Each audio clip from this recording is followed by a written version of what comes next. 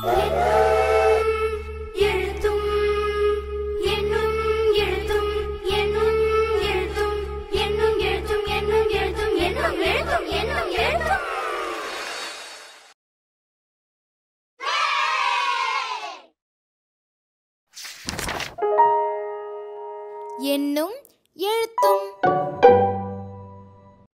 பருவம் 2, வகுப்பு 5, பாடம் நீர்.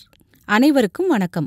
பருவம் 2இல் உணவு கட்டகத்துக்கான செயல்பாடுகளை வெற்றிகரமா செஞ்சு முடிச்சிருப்பீங்க. அனைவருக்கும் பாராட்டுகள். இந்த காணொளியில அறிவியல் பாடத்தில் 2ஆம் கட்டகத்திற்கான ஆகா அறிவியல் மற்றும் 3 செயல்பாடுகளை வகுப்பறைக்கு எப்படி கொண்டு செல்லலாம்னு பார்க்கலாம் வாங்க. முந்தைய பாடவேளையில் மாணவர் சிந்தனைக்கு பகுதியில் கொடுக்கப்பட்டுள்ள வினாக்களுக்கு பதில்களை கூற சொல்லணும். இந்த நீர் கட்டகத்துல ஆகா அறிவியல் உட்பட மொத்தம் 3 செயல்பாடுகள் கொடுக்கப்பட்டிருக்கு. அதனை இக்காணொளியில் பார்க்க போறோம். ஆகா அறிவியலில் கொடுக்கப்பட்டுள்ள விரைவு துலங்கல் குறியீட்டில் உள்ள காணொளியை பார்த்து நீர் தெளிப்பான் மாதிரிய ஆசிரியர் முன்னரே தயாரித்து கொள்ளணும். நீர் தெளிப்பான் மாதிரியின் முக்கோணப் பகுதியை நீருக்குள் வைக்க சொல்லி மறுமுனையில் உள்ள காற்றாடியை உறிஞ்சு குழலால் ஊதி நிகழ்வதை உற்றுநோக்க சொல்லணும். பின்பு வினாக்களை கேட்டு கலந்துரையாடி பதிலளிக்க முயற்சித்த மாணவர்களை பாராட்டணும். உறிஞ்சுக்குழல் வழியாக அதிக விசையுடன் ஊதும்போது காற்றாடி சுழன்று முக்கோண அமைப்பை சுழல வைக்கும். நீருக்குள் ஏற்படும் அழுத்த வேறுபாட்டால் நீர்த்திவளைகளாக மாறுகின்றன என்பதை ஆசிரியர் விளக்க வேண்டும். தொடர்ந்து நீர் தெளிப்பான் எங்கெல்லாம் பயன்படுத்தப்படுகிறது என்பதை வீட்டில் உள்ள பெரியவர்களிடம் கேட்டு வர சொல்லணும். செயல்பாடு 5, நன்னீர் மேலாண்மை. இந்த செயல்பாட்டில் ஆசிரியர் 2 கண்ணாடி குவளைகளை எடுத்து ஒன்றில் களிமண்ணையும் மற்றொன்றில் மணலையும் பாதியளவு இறுக நிரப்ப சொல்லணும். மாணவர்களிடம் ஒரே நேரத்தில் 2 குவளைகளையும் நீரை ஊற்ற சொல்லி உற்றுநோக்க சொல்லணும். பின்பு கட்டகத்தில் கொடுக்கப்பட்டுள்ள வினாக்களை கேட்டு கலந்துரையாடணும். மாணவர்களின் பதில்களை தொடர்ந்து வெவ்வேறான மண் வகைகளை கொண்ட விவசாய நிலங்களில் பெய்யும் மழைநீரை சேமிக்க விரைவு துலங்கல் குறியீட்டில் கொடுக்கப்பட்டுள்ள காணொளியை காண செய்யணும். அதன் பின்பு மாணவர்களை 2 குழுக்களா பிரிச்சு காணொளியில காட்டியுள்ளவாறு பண்ணைக்குட்டை மாதிரியே செய்ய வைக்கணும். பண்ணைக்குட்டை மாதிரியின் மேல்புறத்தில் சல்லடைய வச்சு அதன் மேல மழை பொழிவது போல நீரை ஊற்றி அந்நீரானது பண்ணைக்குட்டையில் சேகரிக்கப்படுவதை உற்றுநோக்க சொல்லணும்.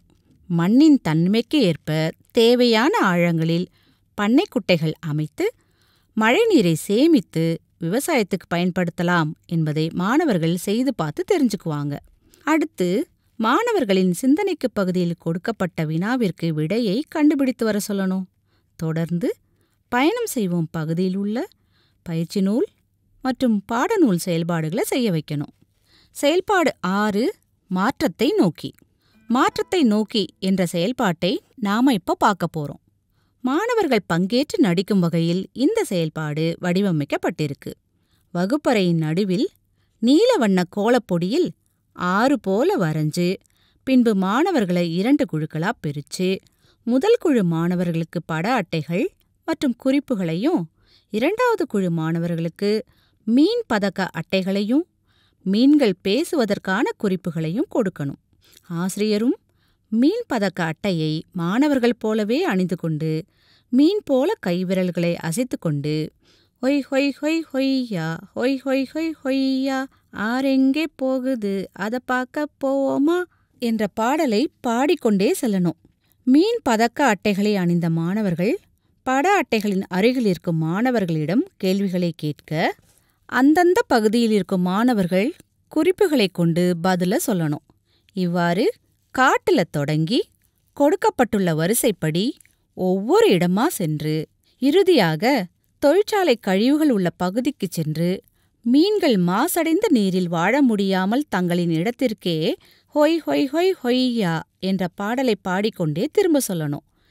இதே செயல்பாட்டை குழு மாற்றி செய்யணும். ஆசிரியர் கையேட்டில் கொடுக்கப்பட்டுள்ளது போன்ற வினாக்களை கேட்டு கலந்துரையாடணும்.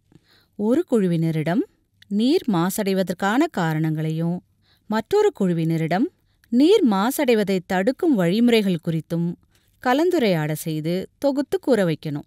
கட்டகத்தில் கொடுக்கப்பட்டுள்ள வினாக்களுக்கு வாசித்து அறிவேன் பகுதியில் கழிவுநீர் மேலாண்மை என்ற தலைப்பின் கீழ் வரும் பத்தியை படித்து விடைகளை கண்டறிந்து பாடக்குறிப்பேட்டில் எழுத சொல்லணும்.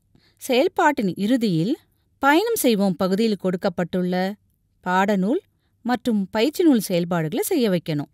செயல்பாடு 7. நோய்களைத் தள்ளுவேன், முத்துகளை அள்ளுவேன். நோய்களைத் தள்ளுவேன், முத்துகளை அள்ளுவேன் செயல்பாட்டை செய்ய மாணவர்களை 4 அல்லது 5 பேர் கொண்ட குழுக்களா பிரிச்சுக்கணும். ஒவ்வொரு குழுவுக்கும் விளையாட்டுக்கு தேவையான பொருள்களை வழங்கணும். விளையாட்டின் விதிமுறைகளை மாணவர்களிடம் கூறி மாணவர்களை விளையாட வைக்கணும். 2 அணியினரும் மாறி மாறி கனசதுர கட்டையை உருட்டி விழுகின்ற புள்ளிகளுக்கு ஏற்ப கட்டங்களை கடந்து சென்று உரிய கட்டத்திற்கான பட அட்டையை எடுத்து உரக்க வாசிக்கணும். அதில் ஆரோக்கியத்தை பேணும் வாசகங்கள் அடங்கிய இடங்களில் முத்துக்களை பெற்றும், ஆரோக்கியத்தை இழக்கும் வாசகங்கள் அடங்கிய இடங்களில் முத்துக்களை இழந்தும் இறுதி இலக்கை அடைவர்.